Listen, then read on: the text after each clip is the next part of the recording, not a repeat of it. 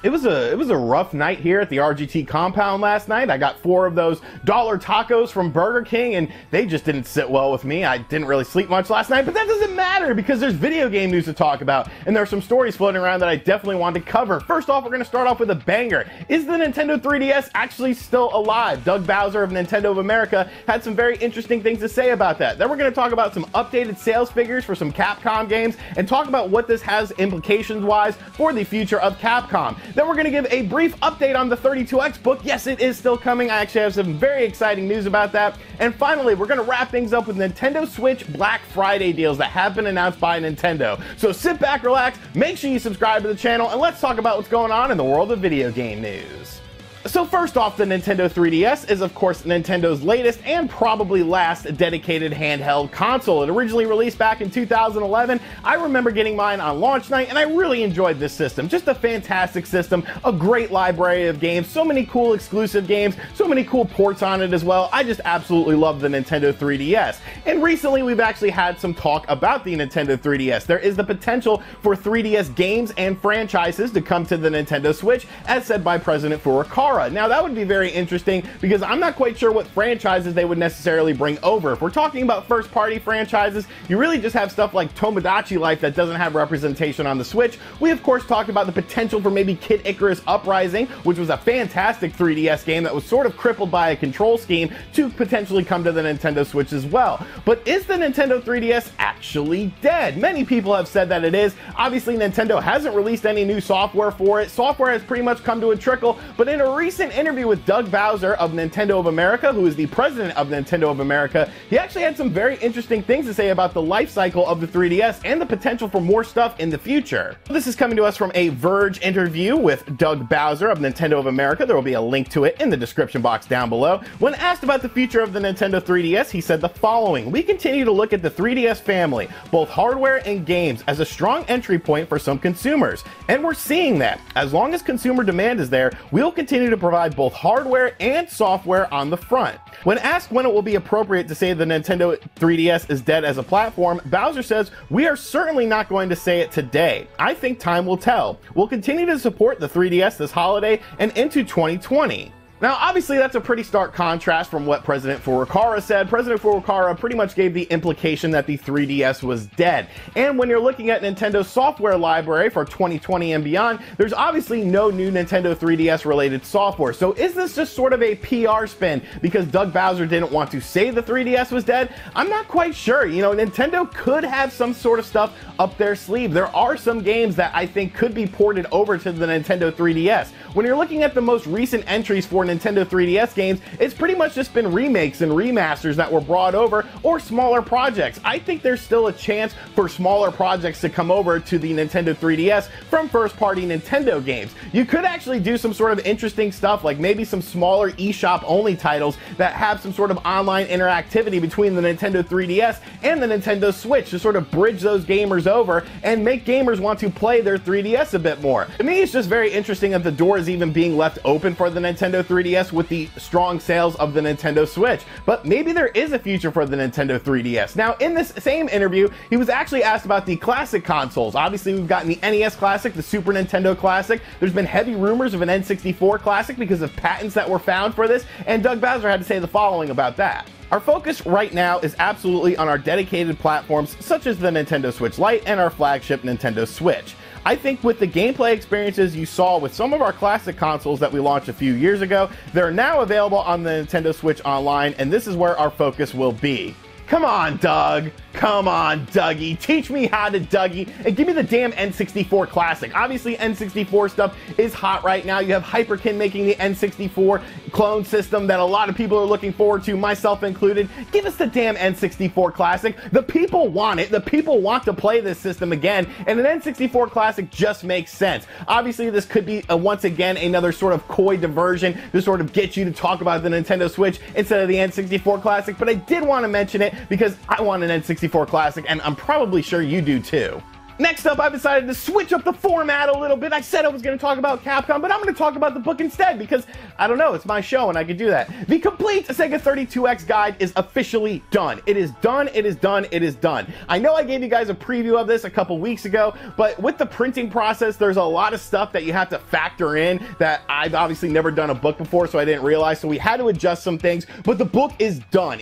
So ideally, this book is going to be available on Amazon for $19.99 starting next week, the second week of November. It is 99 pages long, including a checklist if you're a collector. Lots of cool stuff in here. I'll show you guys some preview shots of it in the, just overlay some video, but I'm definitely very proud of this. I don't expect this book to sell well. It's just something I wanted to do, and I'm glad I didn't do any sort of crowdfunding stuff with it because I didn't need the financial support in order to make this book, but I kind of did want to do it for pre-order purposes, but I didn't want to have that weight looming on me of deadlines and things like that because obviously this book took a little bit longer than I anticipated, but I'm definitely very proud of this. I want to give a huge shout out to two individuals who definitely helped a ton with this book. Jason Lapine from Hey Jay, I'll have a link to his channel in the description box down below. He did the entire design of the book and I think it looks absolutely fantastic. And yes, I will reveal my secret editor for this book. It is Stupid Joe Redifer from GameSack. I wanted his help because he's a Sega nerd and he's a stupid old man, but he knows a lot about the tech side of things, and you guys know I'm not the most tech related person in the world, so he definitely helped with all the tech information, all the terminology and stuff like that. So huge thank you to Joe. I'll have a link to his channel in the description box down below as well. I'm just very proud of this book. You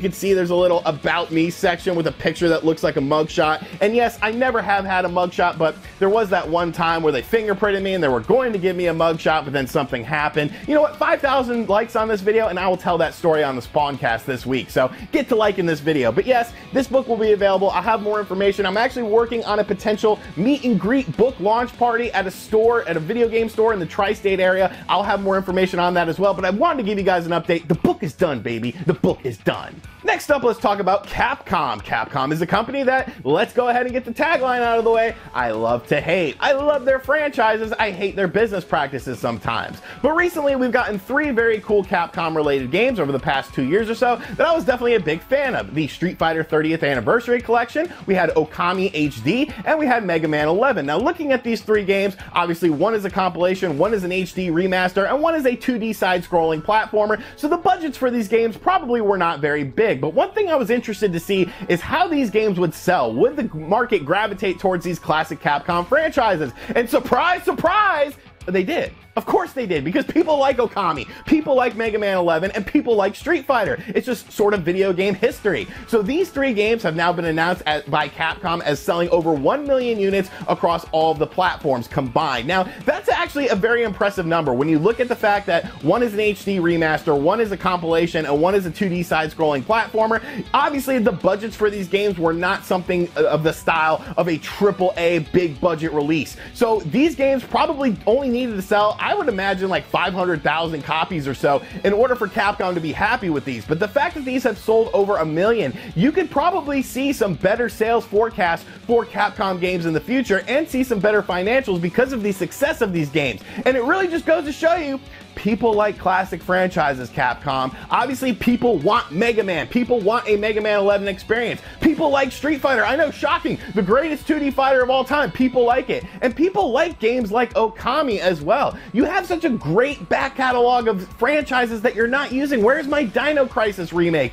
Obviously, Resident Evil 2 remake sold very well as well. So I'm definitely very happy about this. I definitely hope Capcom goes into their back catalog more. And it's definitely a very important thing. And Konami, take notes. Maybe a little Metal Gear, maybe a little Silent Hill. Bastards. And finally, it is November already. I can feel a chill in the air. Thanksgiving is right around the corner, and with Thanksgiving being around the corner means Black Friday is right around the corner. Now, I am a very anti-Black Friday person. Do not come near me. I'm not going shopping at 5 in the morning. You're out of your damn mind. But a lot of people do like to do Black Friday stuff, and many Black Friday ads have been leaking onto the internet, and we'll be doing a video about the best Nintendo Switch Black Friday deals a bit closer to Black Friday once all of the deals are out there. But Nintendo actually announced what what deals will be available at all major retailers in the United States during Black Friday, so I wanted to share this information with you guys and see if there's anything cool in here. So Nintendo will be doing a bundle at all major retailers consisting of Mario Kart 8 Deluxe with a free full game download along with a Nintendo Switch for $299.99. Now this is a bundle that we have seen before during Black Friday,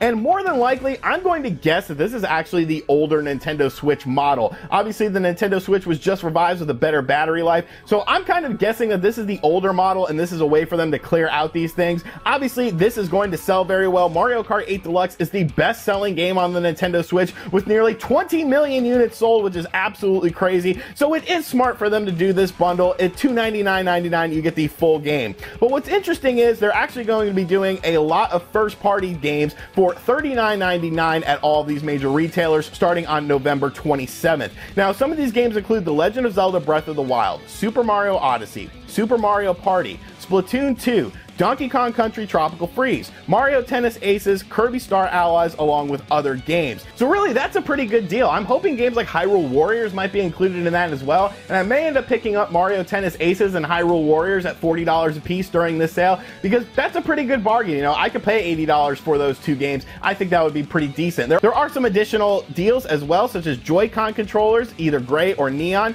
being $59.99 for the pair, and the Pokeball Plus, which was used for Pokemon Let's Go Pikachu and Let's Go Eevee, will be available for $19.99, which is $30 off of the original price of that. So that's a pretty good deal too if you want to pick that up maybe as just a collector's item. Those are the official deals from Nintendo. Now obviously other retailers such as Target, Walmart, Best Buy, GameStop will have their own individual Black Friday sales. Like I said, we will cover that in a video a bit closer to Black Friday once all of the ads are out there, so that way I can give you guys the best deals. But I did want to give you guys a heads up just in case you planned on picking up any of those first party games. You might want to wait a bit. Alright, and that is going to do it for today's video. Hope you guys enjoyed it. There will actually be another video going up at midnight Eastern tonight. I think that's when the embargo lifts, for New Super Lucky's Tale review. I actually am very surprised by that game. You're definitely going to want to see my impressions and thoughts on that game because it honestly surprised the hell out of me. But let me know in the comment section down below what you think of everything. Like I said, 5,000 likes, I will tell the potential jail story on the Spawncast. And as always, guys, thank you for checking out this video. If you're new to the channel, make sure you subscribe and turn on the notifications. Check out other videos on the channel. And as always, I'll catch you guys on the next one. Later.